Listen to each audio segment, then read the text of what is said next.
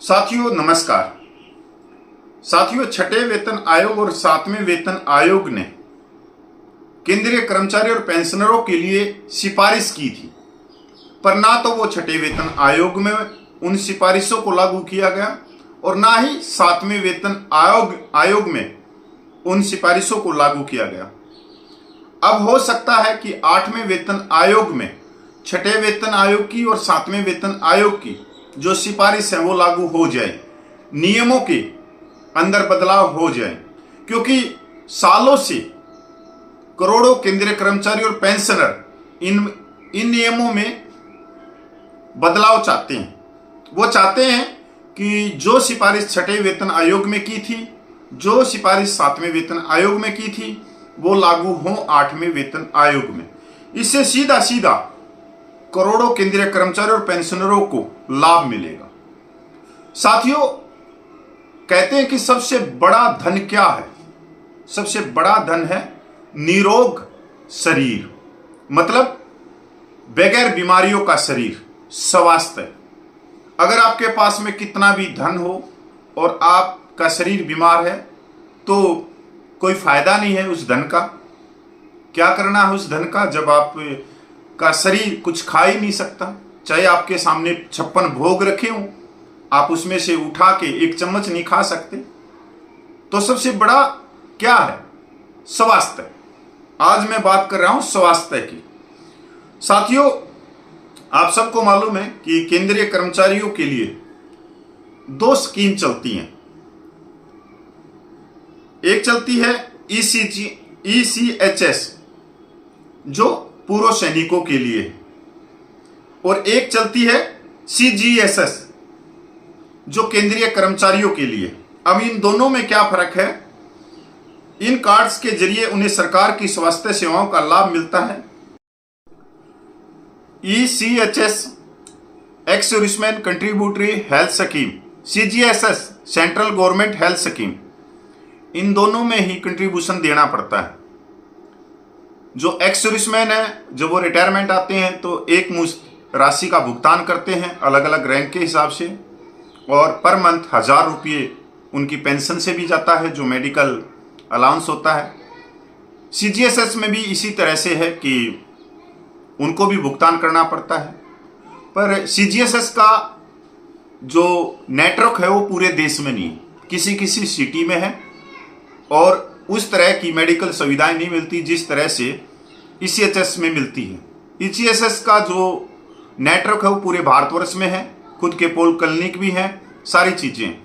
अब इसी चीज में बड़ा बदलाव की मांग की गई। 6 पे कमीशन ने भी सिफारिश की थी और 7 पे कमीशन ने भी इसकी सिफारिश की थी।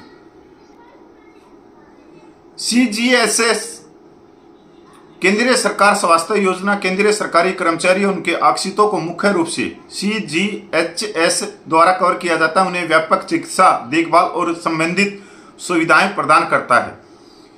CGHS भारत सरकार की एक स्वास्थ्य सेवा योजना जो केंद्रीय सरकारी कर्मचारियों, पेंशनभोगियों और उनके आश्रितों को व्यापक चिकित्सा देखभाल प्रदान करती है तथा किफायती दरों में परामर्श, उपचार, निदान और दवाएं तक प्रदान करती है। पिछले 3 वेतन आयोगों ने केंद्रीय कर्मचारी और पेंशनभोगियों के लिए एक नई स्वास्थ्य सेवा योजना शुरू करने की सिफारिश की थी। सरकार की दिलचस्पी के बावजूद यह योजना अभी तक लागू नहीं हुई थी। मतलब इसकी जगह नई स्वास्थ्य योजना लागू करने की सिफारिश की थी 3 वेतन आयोग ने। CGHS की पहुंच सीमित है, इसकी सुविधाएं हर जगह उपलब्ध नहीं है। इसी वजह से पिछले वेतन आयोगों ने महसूस किया था कि एक व्यापक और व्यवहारिक स्वास्थ्य योजना की जरूरत है।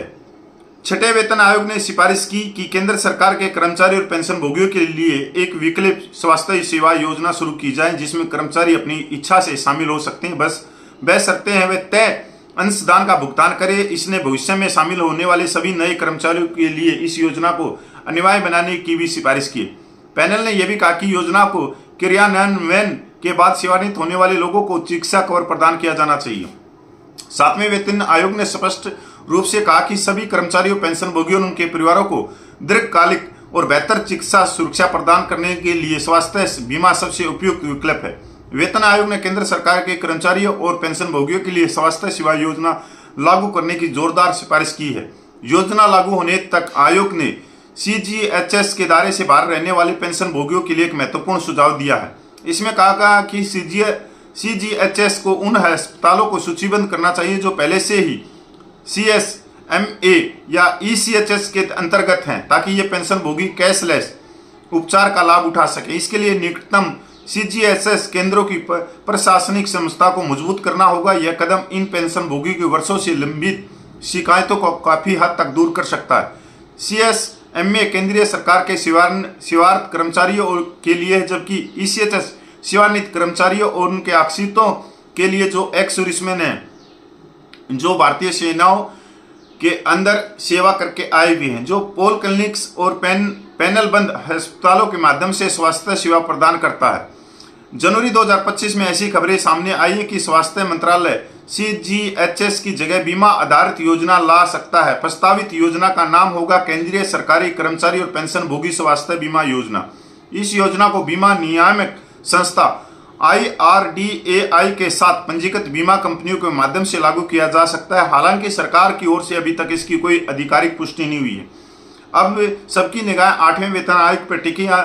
अब जबकि 8वें वेतन आयोग की घोषणा हो चुकी है और प्रस्तावित पैनल जल्द ही अपना काम शुरू कर देगा, यह देखना दिलचस्प होगा कि नया आयोग इस सदियों पुराने मुद्दे को हल कर पाता है या नहीं कर पाता है। साथियों, ये बहुत ही अच्छी पहल है। अगर ये हो जाती है ना कि जो सीजीएचएस है वो बीमा आधारित योजना ला सकता है, मतलब बीमा कंपनियों को दे सकते हैं, सीधे आपका बीमा हो जाएगा। आपका जो कंट्रीब्यूशन है, जो भी अंशदान आपका जाएगा वो बीमा कंपनियों को जाएगा और आप भारत के किसी भी मेडिकल में चले जाना, कितना भी बड़ा हो, वो आपको फर्स्ट रूप से वो आपको दाखिल करेगा, आपका इलाज करेगा और आप हंसते खेलते हुए अपने घर आ जाओगे। ये सबसे अच्छी योजना अगर ये लागू होती है तो इसके अंदर मैं तो ये कहना चाहता हूं कि जो एक्स सर्विसमैन है, जो ईसीएचएस है, उसको भी शामिल कर देना चाहिए। इससे एक तो ये होगा जो ईसीएचएस का जो करोड़ों का खर्चा बढ़ रहा है, तकरीबन एक साल में 4,000 करोड़ रुपए से ज्यादा का खर्च हो रहा है। दूसरी चीज 500 से ज्यादा पोल क्लिनिक हो गई, उनका स्टाफ हो गया, एम्बुलेंस हो गया, तो उनकी तनख्वाह करोड़ों में है, खर्चा करोड़ों में जा रहा है। और जबकि सारा इलाज कहां पे हो रहा है? जाके प्राइवेट हॉस्पिटल में। तो एक तरह से पोल क्लिनिक सिर्फ एक बीच में आपको एक कागज पकड़ा देती कि आप जाके प्राइवेट हॉस्पिटल के अंदर अपना इलाज करवा लो, ओपीडी ले लेती है, सिर्फ यही। और इसका खर्चा कितना है? करोड़ों में, अरबों में पूछ जाता है। अगर ये बीच से हटा दिए जाएं और सीधा ही आप प्राइवेट हॉस्पिटलों में जाएं और जो बीमा कंपनी है उनके अंदर आपको कवर करने लग जाए कि आप किसी भी बीमा कंपनी से अपना बीमा ले सकते हो, उनके अंदर बीमा कंपनी को चूज कर सकते हो, आपकी सीधा मेडिकल भत्ता उसमें चला जाएगा 1,000 रुपये, और फैसिलिटी आपको वर्ल्ड क्लास की मिलेंगी, सबको प्राइवेट हॉस्पिटल मिलेगा, सबको ये लगा लो सबका बेहतरीन इलाज होगा। तो एक तरह से ये जो अगर आती है सीजीएचएस कर्मचारियों के लिए, तो ईसीएचएस के जो पूर्व सैनिक है उनको भी इसमें शामिल किया जाए। यह सबसे बेहतरीन इलाज होगा और सबसे बेहतरीन पूर्व कर्मचारियों के लिए बेहतरीन योजना होगी स्वास्थ्य की। क्योंकि साथियों, आप सबको मालूम है कि हमारे देश में हर जगह पे, चाहे वो छोटी जगह हो, चाहे बड़ी जगह हो, चाहे तहसील हो, चाहे जिला हो, कहीं भी चले जाओ, भ्रष्टाचार तो है और व्यापक रूप से। अगर पूरे विश्व की रैंकिंग देखें तो भ्रष्टाचार में भी हम कोई पीछे नहीं है, 100 नंबरों से ऊपर ही हैं।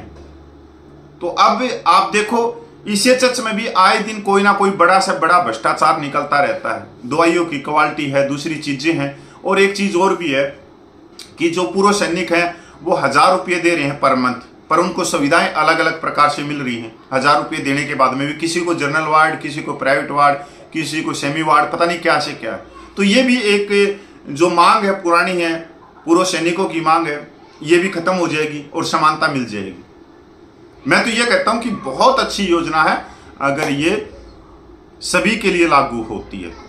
साथियों, मैं ऐसे ऐसे हॉस्पिटल हैं देश के अंदर जो ईसीएचएच के पैनल पे जाना ही नहीं चाहते, ईसीएचएच का पैनल लेना ही नहीं चाहते। दिल्ली के अंदर है सर गंगाराम हॉस्पिटल है और बहुत सारे हॉस्पिटल हैं, और अगर बड़े हॉस्पिटल हैं भी तो वहाँ बेड नहीं मिलते, वहाँ लिख दिया जाता है कि बेड खाली नहीं है।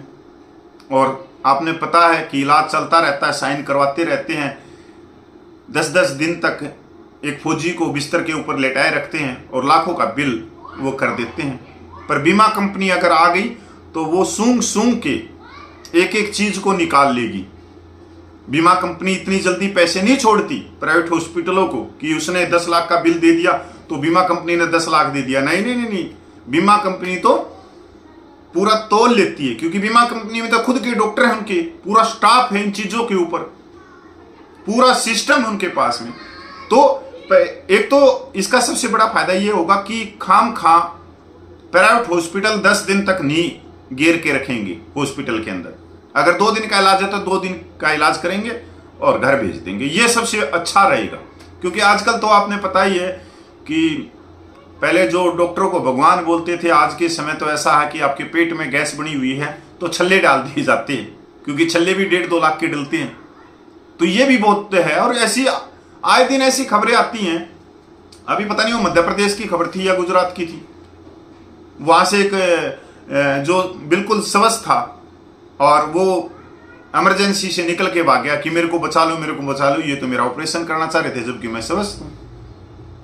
तो ये बहुत बेहतरीन है स्वास्थ्य योजना, इसके अंदर शामिल होना चाहिए हमारे पूर्व सैनिकों को भी। नमस्कार, जय हिंद।